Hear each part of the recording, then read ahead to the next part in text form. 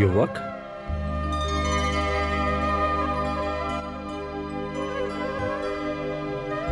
गुरुदेव, आप?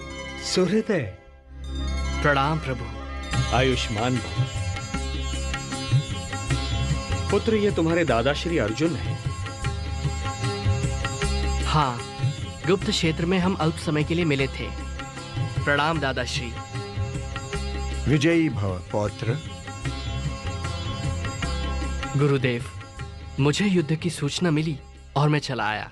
हाँ वत्स, युद्ध की घोषणा हो चुकी है। अब हमें अपने पक्ष की शक्ति का विस्तार करना होगा। गुरुदेव, अब आपको चिंता करने की क्या आवश्यकता है? आपका शिष्य सिद्ध क्षेत्र से सिद्धियां प्राप्त करके लौटा है। मैं अकेला ही समस्त कौरव सेना को समाप्त कर सकता हूं।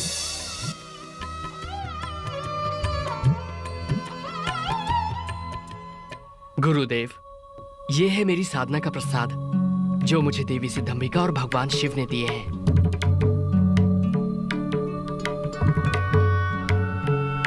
इन बाणों की विशेषता क्या है पुत्र? पहला बाण जब चलेगा तो जिन लोगों के वध की मैं कामना करूंगा, ये उन पर मृत्यु चिन्ह बना देगा। पौत्र, ये कुछ अतिशयोक्ति नहीं लगती?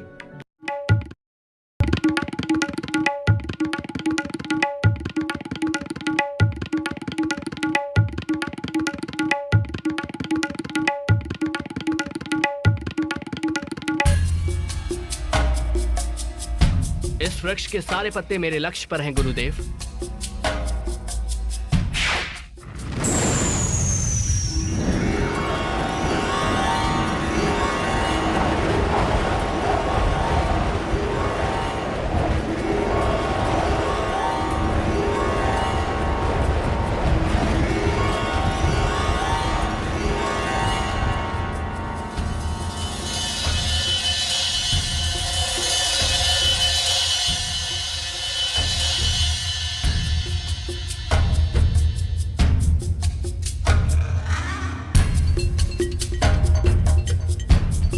गुरुदेव, पहले बाण ने अपना कार्य पूरा कर दिया। पुत्र, तुम्हें विश्वास है कि सारे पत्तों पर चिन्ह लग गए हैं? हाँ गुरुदेव।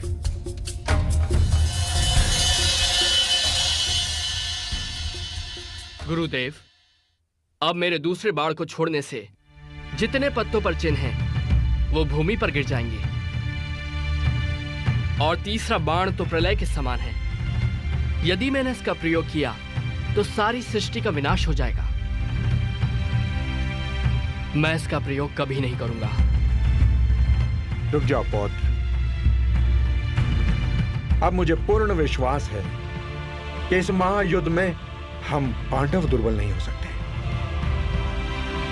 दुर्बल तो अब कौरव लगते हैं। ऐसा मत कहिए दादाश्री, अन्यथा अनर्थ हो जाएगा। क्या अनर्थ होगा पुत्र? गुरुदेव, मैंने देवी सिद्धंबिका तथा भगवान शिव को वचन दिया है कि युद्ध में जो पक्ष कमजोर सिद्ध होगा, मैं उसकी ओर से युद्ध करूंगा।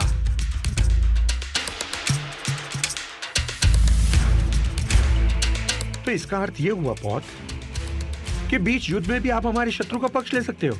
हाँ दादाश्री, यदि युद्ध में कौरव पक्ष कमजोर सिद्ध हुआ तो देवी को दिए वचन के अनुसार मुझे उनकी ओर से ही युद्ध करना पड़ेगा। चलो पौत्र, विश्राम कर लो। क्षमा करें गुरुदेव, मैंने निर्णय लिया है कि युद्ध क्षेत्र से बाहर रहकर ही युद्ध देखूंगा।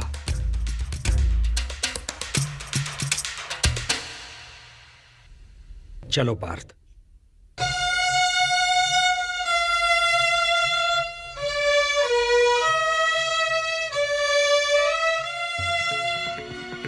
हे केशव, हे जनार्दन, इस युद्ध में तो हमारी विजय निश्चित है। निस्संदेह, किंतु जो मैं अभी सुनकर आ रहा हूं उसका अर्थ यह है कि पहले हमें पराजय की सीमा तक पहुंचना होगा।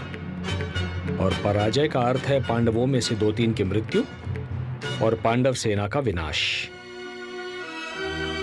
पराजय? मैं कुछ समझा नहीं केशव। पार्थ, यदि हम कौरव सेना का नाश कर दें और विजय की ओर चलें तो बर्बरीक अपने 2 ही बाणों से अपने विजय उल्लास को पराजय में बदल देगा। तो क्या करें?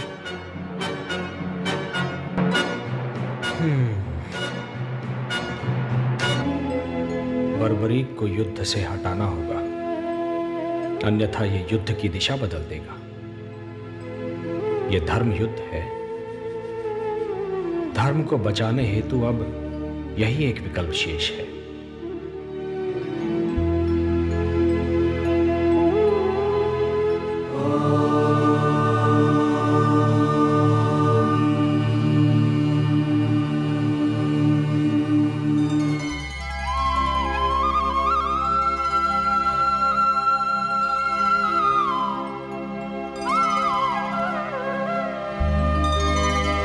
सूर्योदय। प्रणाम गुरुदेव। प्रणाम दादाश्री। आयुष्मान भव।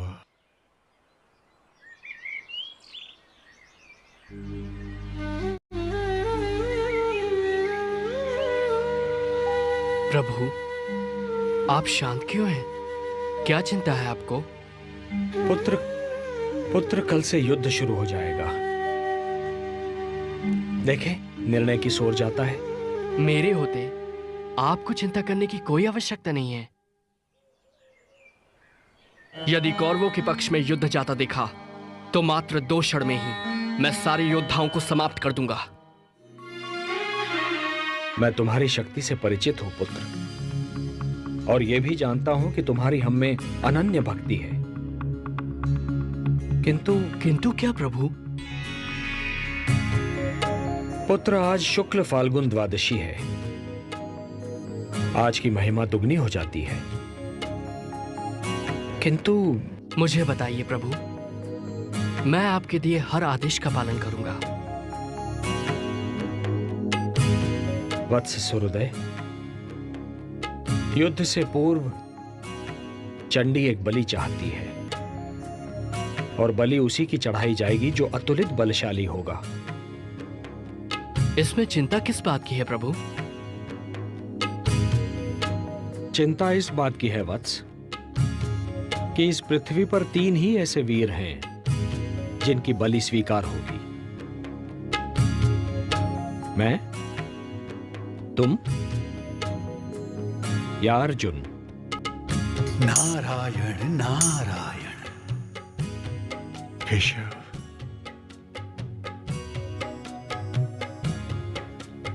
बस इतनी सी बात है केशव? क्या यही आपकी चिंता है? तो है जनार्दन, इस बलि के लिए मैं अपने आप को प्रस्तुत करता हूं केशव, अपने आप को। तुम ये नहीं कर सकते पार्थ, ये धर्म युद्ध है। यदि एक भी पांडव कम हो जाएगा तो ये युद्ध धर्म युद्ध नहीं कहलाएगा। बस एक ही मार्ग शेष है, मैं स्वयं ही अपना बलिदान दे देता हूं। वैसे भी युद्ध ना करने की प्रतिज्ञा ली है मैंने, एक सारथी ही तो हूं तुम्हारा। नहीं केशव, नहीं। प्रभु, आप मेरे गुरु हैं, श्रेष्ठ हैं, सभी तरह से ज्येष्ठ हैं मेरे। ये अधिकार सिर्फ मेरा है, मेरा। मुझे आज्ञा दीजिए प्रभु। आपके चरणों की सौगंध खाकर कहता हूं, आपके उद्देश्य को पूरा करने के लिए मैं अपने शीश की बलि देता हूं।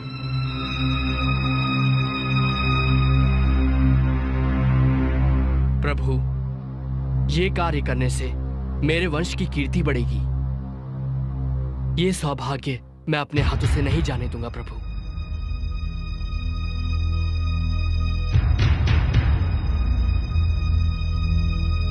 सोचिए मत प्रभु, उठाइए ये शस्त्र और मेरे शीश को धड़ से अलग करके चंडी मां को बलि चढ़ाइए। मैं ऐसा नहीं कर सकता। यदि मैंने ऐसा किया तो यह बलिदान नहीं होगा, हत्या होगी।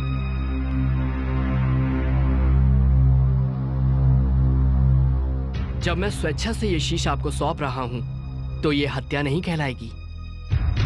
धर्म यह कहता है वत्स कि बलिदानी स्वयं दान दे। यदि मैं ऐसा करता हूं तो वो हत्या ही कहलाएगी।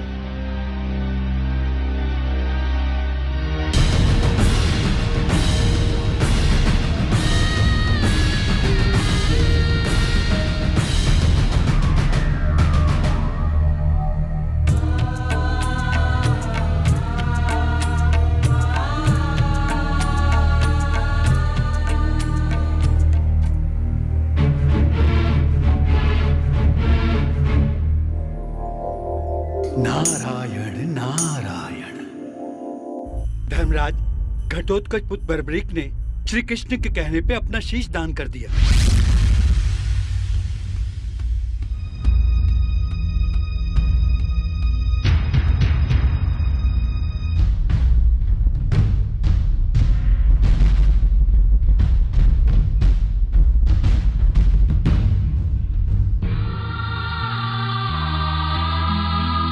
पुत्र बर्बरीक,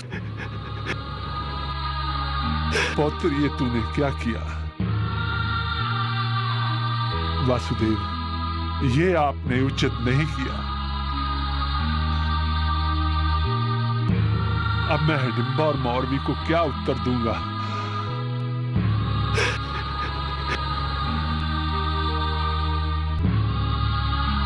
हे ईश्वर, ये तेरी कैसी लीला है? कौन सा पाप किया था मैंने? इससे तो अच्छा होता पुत्र बर्बरीक से पहले मुझे ही मृत्यु आ जाती। कम से कम ये दुख तो नहीं सहना पड़ता। ये आपने क्या किया वासुदेव? और इसके पीछे आपका क्या उद्देश्य है? बोलिए ना केशव।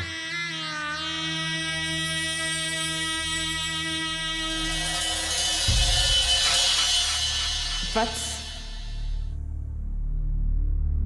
भगवान श्री कृष्ण ने महाबली बर्बरीक से ये शीशदान किस कारण मांगा, मैं बताती हूं।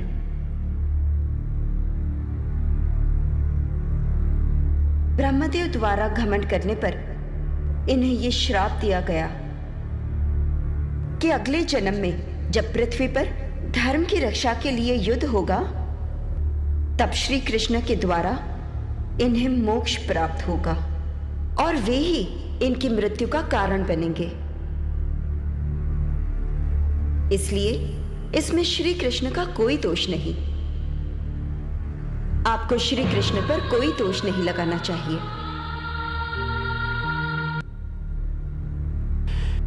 हे केशव, मुझे क्षमा करें, क्षमा करें।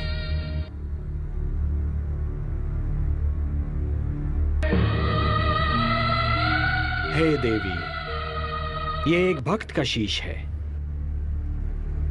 इसे अमृत से सींचो और अजरामर बना दो।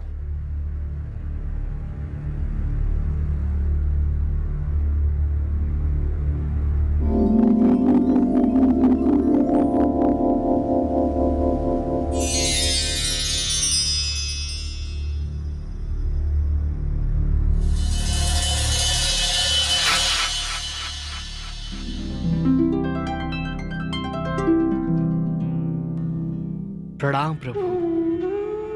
कीर्तिमान भव।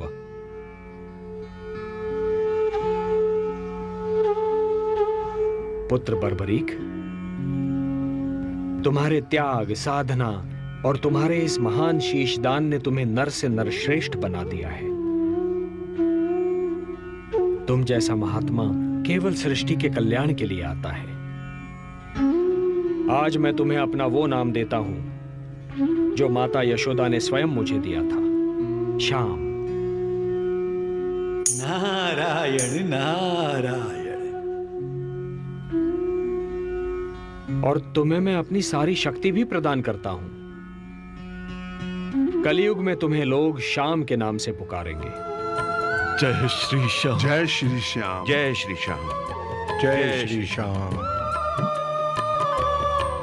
वत्स, अपनी इच्छा मुझे बताओ। हे नारायण, हे श्याम, मेरी दो इच्छाएं हैं।